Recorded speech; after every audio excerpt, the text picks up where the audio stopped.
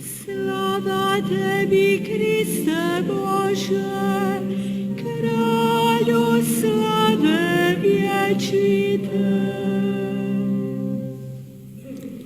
하느님, 제 마음을 깨끗이 만드시고 구원의 기쁨을 제게 돌려주소서. Tebi, Kriste Bože, Kráľu slave viečité. Gospodin s vami. 주님께서 여러분과 함께 Čitanje iz Svetog 요한이 전한 거룩한 복음입니다.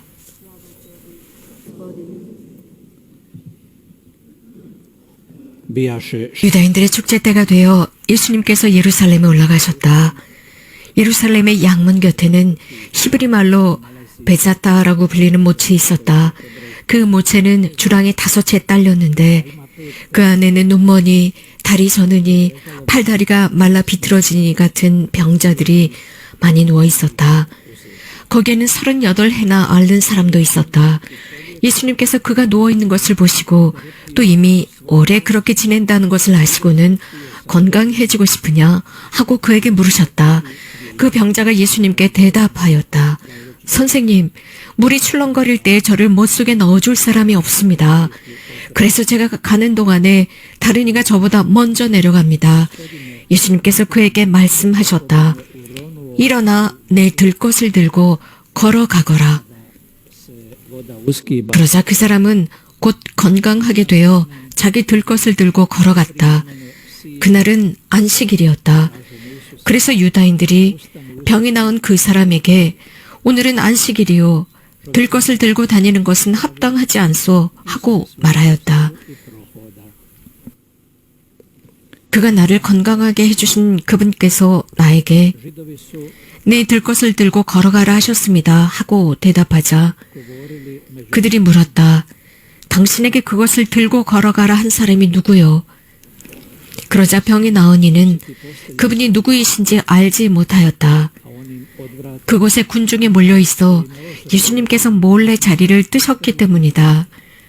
그 뒤에 예수님께서 그 사람을 성전에서 만나시자 그에게 이르셨다. koji ti je rekao uzmi i hodi. 자, 너는 건강하게 되었다. 더 나쁜 일이 너에게 일어나지 않도록 다시는 죄를 짓지 마라. Što se on 그 사람은 물러가서 자기를 건강하게 만들어주신 분은 예수님이시라고 유다인들에게 알렸다.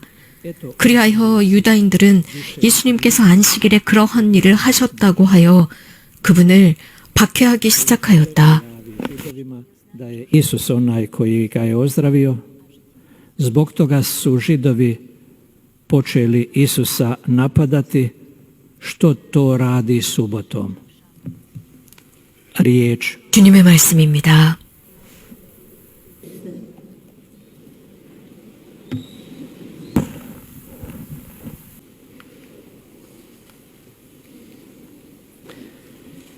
Braćo i sestre, ja imam ovdje pred sobom otvoreno evanđelje po Isusu 예수님 여러분, i vidim da je ova izvješća 요한복음이 제 앞에 지금 펼쳐져 있습니다. 오늘 방금 들은 이 구절, Ivanova evanđelja.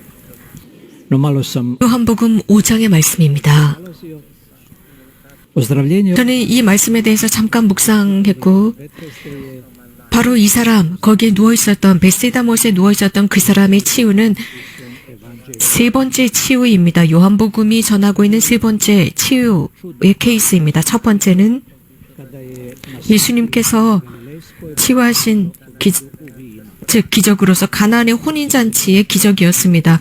물이 포도주가 되는 형상이었습니다. 그분의 권능을 드러내셨습니다. 제자들과 사람들 앞에서 드러내셨습니다. 그리고 njegova sina.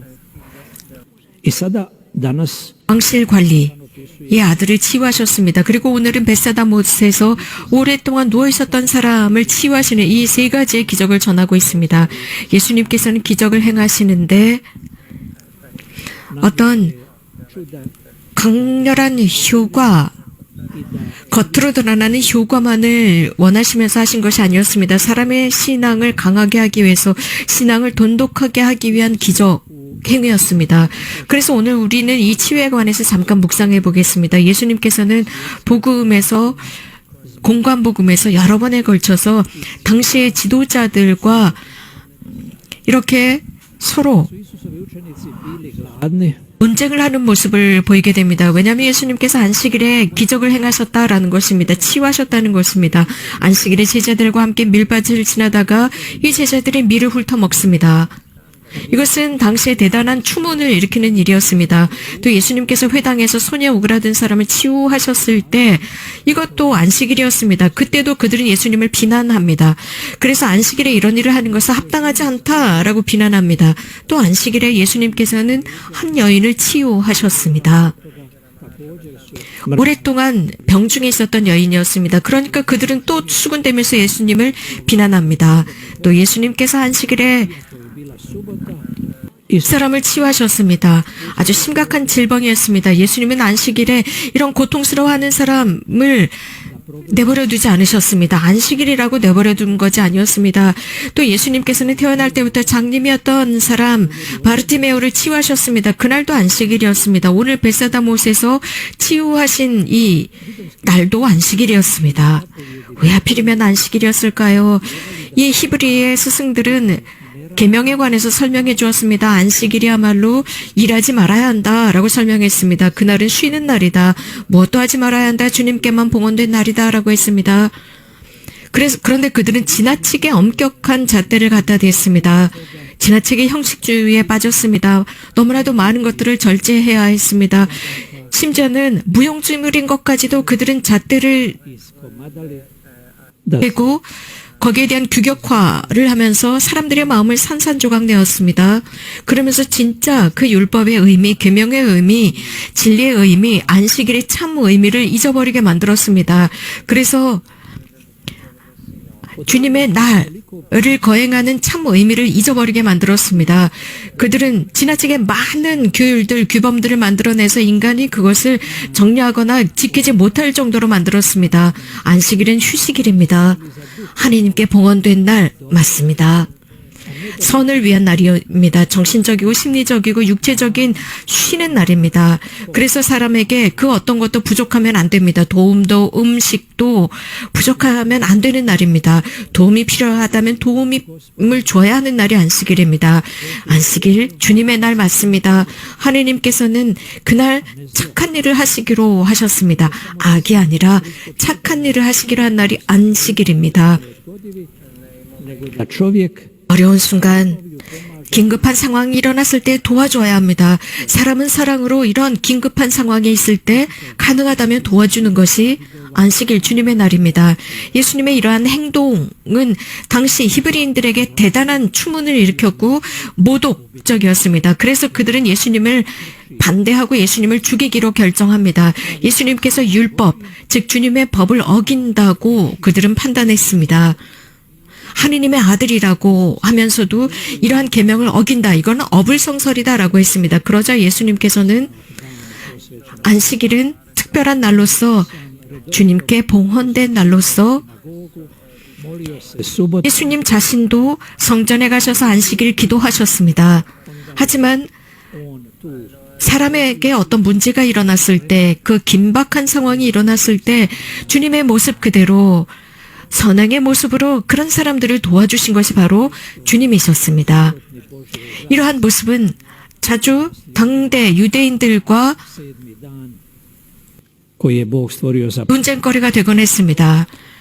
하나님께서는 7일째 되는 날 당신을 위한 휴식의 날을 준비하셨습니다.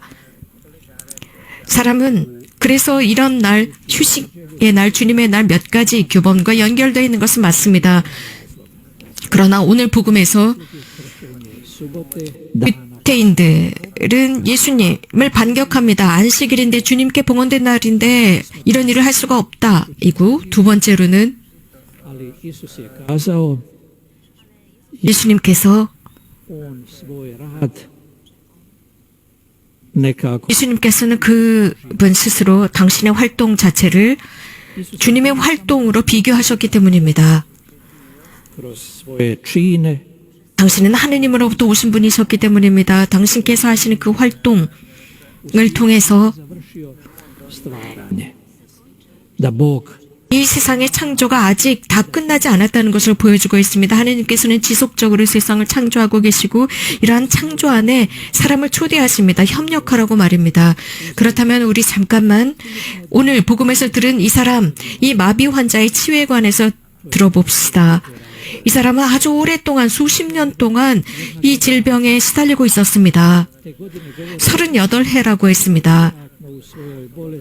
izgubio 이 사람은 이렇게 오랫동안 이 질병을 겪으면서 모든 희망을 다 잃었을 것입니다. 모든 믿음이나 신뢰도 이 사람은 이제 잊어버려서 완전히 건조한 사람, 희망을 잃은 절망한 사람으로 거기에 누워 있었을 것입니다. 그런데 예수님께서 바로 그런 사람을 치유하셨습니다. 그리고 건강해지고 싶으냐라고 물으셨습니다. 그러니까 이 사람은 투덜대면서 나는 저 물이 출렁거릴 때 들어가지 못한다. 물이 출렁거릴 때 다른 사람이 먼저 들어가 버린다. 그래서 나는 여전히 이런 상태다라고 투덜댑니다. 건강해지고 싶으냐라고 했을 때 예라고 하지 않고 이런 핑계를 대는 것입니다. 그러나 예수님께서는 우리를 구원하러 오셨습니다. 그의 투덜거림까지도 들으십니다. 그리고 그를 육체적으로 치유하셨습니다. 육체적인 치유뿐만 아니라 심리적인 치유였습니다. 이런 환자를 보시고 스쳐 지나가지 않으셨습니다. 그에게 먼저 희망을 불어넣으셨습니다. 건강해지고 싶으냐라는 질문 자체가 그에게 희망의 덩어리를 집어던진 것이었습니다. 그는 희망으로 가득 찼습니다. 그런 말이 있습니다. 희망은 절대 죽지 않는다라는 말이 있습니다. 그 안에는 그 질문을 듣자마자 그 희망이 불타올랐던 것입니다. 오늘 이것은 에제키엘 예언서 1독서에서도 그대로 드러납니다. ili 주님의 집, mjesto u kojem Bog prebiva, a to je 하나님께서 거하시는 바로 그 집, svako naše 그것은 다름 아닌 우리의 육체, 우리의 존재 자체입니다. 하나님과 연결되어 있습니다. rijeke će 많은 좋은 선들을 포함하고 있습니다. 살아있는 물, 그분으로부터 생명의 물이 흘러내린다라고 예언했습니다. 예수님에 관한 예언이었습니다. 형제자매 여러분, 예수님께서 우리들 안에 들어오실 수 있도록 활짝 엽시다. 이러한 선의 강물, 하느님의 선의 강물이 우리들 안으로 들어와서 나와 여러분들을 모든 악으로부터 깨끗이 씻어내도록 허락해 드립시다. 우리들의 마음 korova i trnja i neobrađeno 은 učine 자주 가시덤불로 가득 차곤 합니다. 그래서 아무것도 잘하지 못하게 막는 경우가 있습니다.